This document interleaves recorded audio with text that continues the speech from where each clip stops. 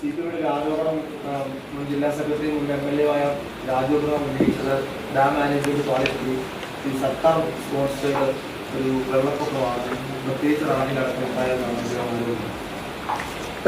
അത് സംബന്ധിച്ച് ഇപ്പോൾ നമുക്കാകെ ഇവിടെ മൂഴിയാർ ഡാമിനെ സംബന്ധിച്ചിട്ടാണെങ്കിൽ മൂഴിയാർ ഡാമിനെ സംബന്ധിച്ച് ഒരു ഓറഞ്ച് ബുക്ക് 2022 LDF ഗവൺമെൻറ്റിൻ്റെ കാലത്താണ് അത് ഉണ്ടാക്കിയിട്ടുള്ളത്.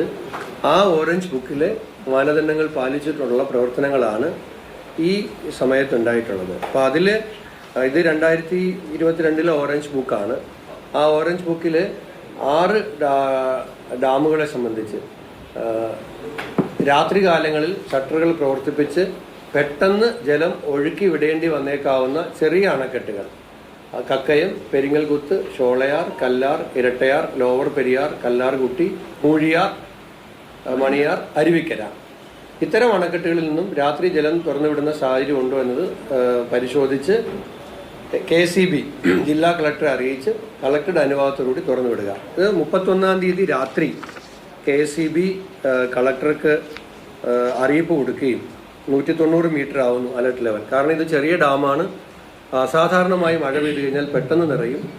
ഡാം വലിയ കാഷ്വാലിറ്റിയിലേക്ക് പോകുമ്പോൾ ഇത് ചെയ്യണമെന്ന ഒരു അറിയിപ്പ് അത് ഈ 22 ഓറഞ്ച് ബുക്ക് പ്രകാരമുള്ളതാണ്. അറിയിക്കുകയും കളക്ടർ അറിയിപ്പിൻ്റെ അടിസ്ഥാനത്തിൽ അവർക്ക് അനുവാദം നൽകുകയും 9:49 PRD വഴി പത്രക്കുറിപ്പായി ഇത് തുറക്കുന്ന വിവരം അറിയിക്കുകയും ചെയ്തിട്ടുണ്ട്.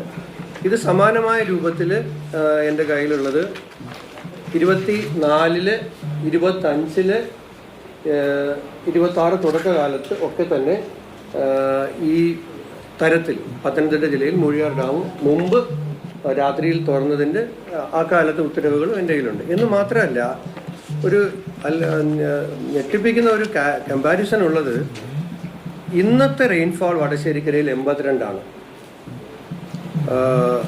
ചെറുകുളഞ്ഞിയിൽ 76, ആങ്ങാമൂഴിയിൽ 70, അവണിപ്പാറയാണോ അവിടെ 40, ചെമ്പാലയിൽ 40. അന്നത്തെ ദിവസം 31-ാം തീയതി രാത്രിയിൽ വടശ്ശേരിക്കരയിൽ ഇന്ന് 82 ആണെങ്കിൽ 340 mm, അത്തിക്കയത്ത് 338 mm, ആങ്ങാമൂഴിയിൽ 328 mm, ചെറുകുളഞ്ഞിയിൽ 304 mm,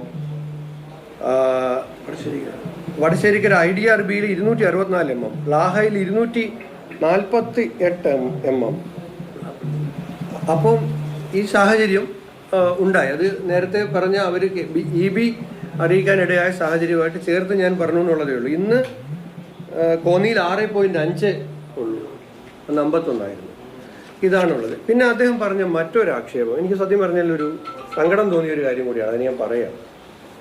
കോൺഗ്രസ്സുകാരെ ഞാൻ ഇവിടെ വന്ന് കോൺഗ്രസ്സുകാരെ വിളിച്ചുകൂട്ടി ഒരു മീറ്റിംഗ് എടുത്തു, എന്നിട്ട് ഇവിടുന്ന് പോയി എന്നാണ്. ഞാൻ ഇവിടുന്ന് പോയത് എന്നെ ഇവിടെ നിൽക്കുമ്പോഴാണ് ആറന്മുള MLA അബിൻ വർക്കി അവിടെ വെള്ളം കയറിക്കൊണ്ടിരിക്കുന്നു, റാന്നിയിൽ നിന്ന് വരുന്ന വെള്ളം താഴേക്ക് വരുമ്പോൾ താഴെ കൂടുതൽ പ്രശ്നം ഉണ്ടാകുന്നു പറഞ്ഞപ്പോൾ ഞാനിവിടുന്ന് നിങ്ങളെല്ലാം കണ്ടതിന് ശേഷം താഴെ അവിടെ കണ്ടു. അവിടെ പഴകുളം മധു ഉണ്ടായിരുന്നു, മുൻ MLA പ്രമോദ് നാരായണനും ഉണ്ടായിരുന്നു. എൻ്റെ അപ്പുറത്ത് നിന്നത് പ്രമോദ് നാരായണനും ഇപ്പുറത്ത് നിന്നത് പഴകുളം മധുവാണ്.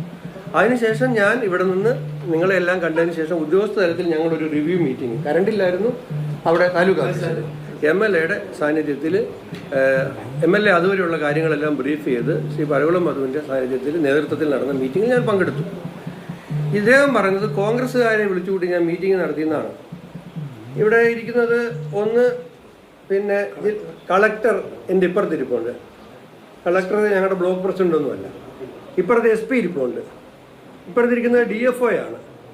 പിന്നെ ഇരിക്കുന്നത് പിന്നെ LSGDയുടെ JD ആണ്. അതിൻ്റെ ഇപ്പുറത്തിരിക്കുന്നത് പിന്നെ ഡെപ്യൂട്ടി തഹസിൽദാർമാരാണ്, ADM ആണ്, RDO ആണ്, റവന്യൂവിലെ മറ്റുദ്യോഗസ്ഥരാണ്. ഇത് നിങ്ങൾക്ക് ഇതിൽ ആകെ റിങ്കുച്ചെറിയാൻ മൂലക്കിരിപ്പുണ്ട്. ഇപ്പം ജില്ലാ പഞ്ചായത്ത് പ്രസിഡന്റും പഞ്ചായത്ത് പ്രസിഡന്റുമാരും സ്റ്റാൻഡിംഗ് കമ്മിറ്റി ചെയർമാൻമാരും കുറച്ച് പേര്, എല്ലാവരും ഇല്ല, കുറച്ചെടുപ്പുണ്ടായിരുന്നു.